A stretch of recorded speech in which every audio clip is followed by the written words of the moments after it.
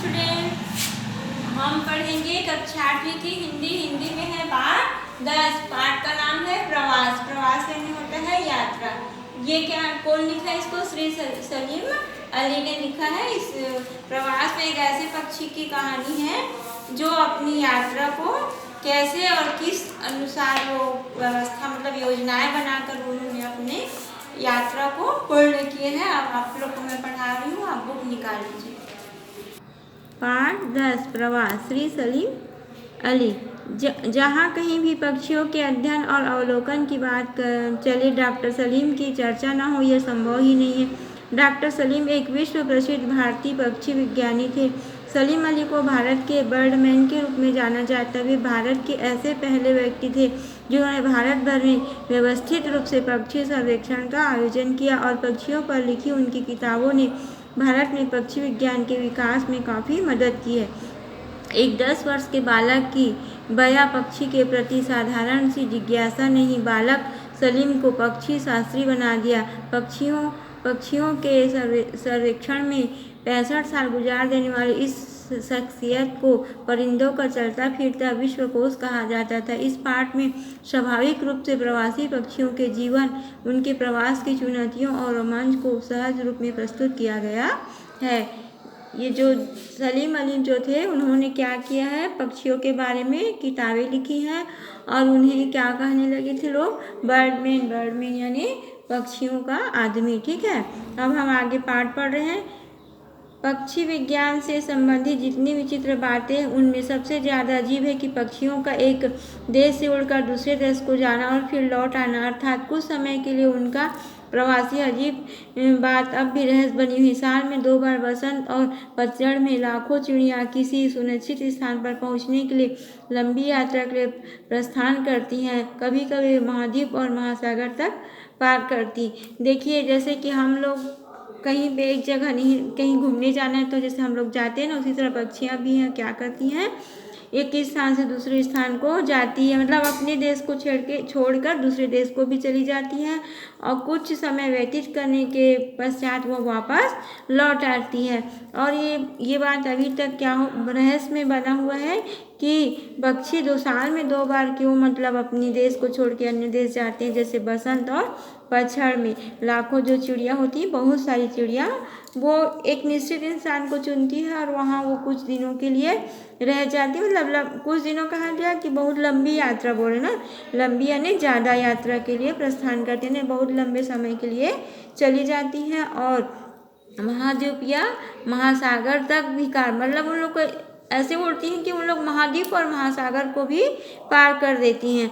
ऐसा क्या है जो उन्हें इस यात्रा के लिए मजबूर करता है? क्यों वे ऐसे खतरनाक यात्राओं के खतरे मोल लेना चाहती है और कैसे उन्हें पता लगता है कि किस रास्ते से होकर जाना चाहिए? इन बुनियादी सवालों को अभी तक कोई संतोषजनक उत्तर नहीं प्राप्त हो सका है। हालांकि सावधानी से किए गए कुछ प्रयोगों और प्रवासी चिड़ियों की घेराबंदी के परिणाम स्वरूप अब हमको पहले की अपेक्षा काफ़ी अधिक तथ्य ज्ञात हो चुके हैं।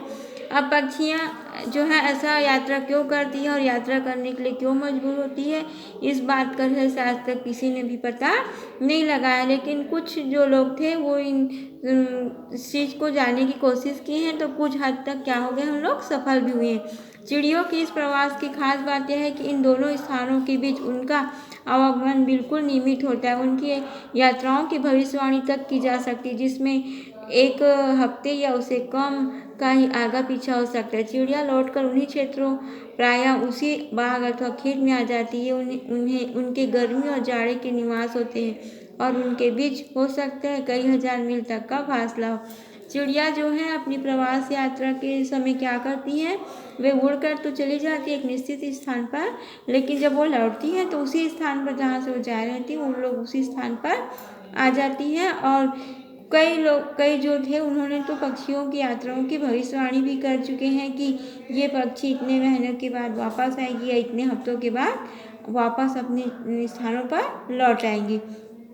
कई हजार मील तक का और उनके उड़ने में बहुत मतलब कई हजार मील तक का फासला नहीं दूरी हो जाता है। पहला सवाल जो दिमाग में आता है वह यह है कि कुछ प्रजातियों की चिड़िया प्रवास के लिए क्यों चाहती है, अन्य क्यों नहीं जाती? जवाब हो सकता है उन प्रजातियों के लिए उनका जीना इस प्रवास पर निर्भर करता है। अन्य प्रजातियों के लिए नहीं, कुछ पक्षियों के लिए जीने की यह शर्त नितांत अनिवार्य न होकर सिर्फ मान्य होती है, क्योंकि उनके कुछ सदस्य तो प्रवास पर जाते हैं और शेष वहीं रहते हैं। उनकी आबादी का एक भाग ही प्रतिवर्ष प्रवास पर जाता है और अन्य कहीं बने रहते हैं। यह बात तो समझ आती है कि कुछ चिड़िया सख्त जाड़े से घबराकर अपेक्षाकृत कम ठंडे स्थानों की ओर उड़ जाती है और जैसे उन्हें गर्मी शुरू होने लगती लौटकर अपने देश आ जाती। वे अपने देश जब आती हैं उस समय वहीं पेड़ों पर नई नई कोपले, कलियां और फूल निकले होते हैं और परिवार के पोषण के लिए तमाम तरह के कीड़े मकोड़े उपलब्ध होते हैं। गर्मी खत्म होते होते बच्चे बड़े होकर आत्मनिर्भर हो जाते हैं और पतझड़ के बाद पहली सर्दी के पड़ते ही चिड़िया प्रवास पर चल देने को तैयार हो जाती। उदाहरण के रोजी पेस्टर जो मध्य एशिया में अंडे देती हैं, भारत में मई में चली जाती है और अगस्त में फिर लौटकर आ जाती है। कुछ चिड़िया ज़्यादा समय भी लेती हैं, वे मार्च में आ जाती है और सितंबर में लौटती।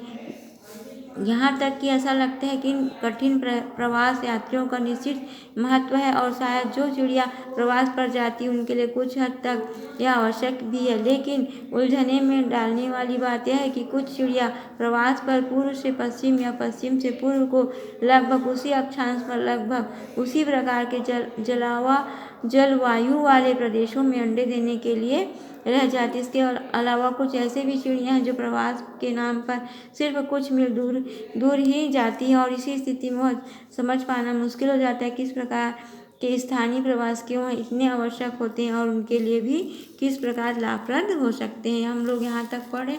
देखो, चिड़िया क्यों यात्रा करती है, किस ले जाती है। तो कई बार क्या होता है, बहुत अधिक ठंडी पड़ने लगती है तो वो गर्म स्थानों पर चली जाती है और गर्म स्थानों पर ठंडी पड़ने लगती है तो वो मतलब ठंडे से गर्म प्रदेश की ओर, गर्म से ठंडे प्रदेश की ओर जाती है। जहाँ उनको अपने जीवन में रहने लायक सुविधा मिलती है वो उस मौसम में चली जाती हैं और जाने के बाद जब वो वापस अपने वहाँ पर आती हैं तो जिन पेड़ के डालियों पर उगे रहती हैं वहाँ पर नए नए क्या हो जाती है, कपोले और कलियाँ, फूल खिल जाते हैं जो उनके परिवार के भरण पोषण के लिए आवश्यक होते हैं। और आप लोग को पता ही होगा, चिड़िया कीड़े मकोड़े को भी खाती हैं और उन्हीं पेड़ पर रहकर आत्मनिर्भर रहती है। इसके आगे का हम बाद में पढ़ेंगे। यहाँ तक आप लोग पढ़ के एक बार और देखना।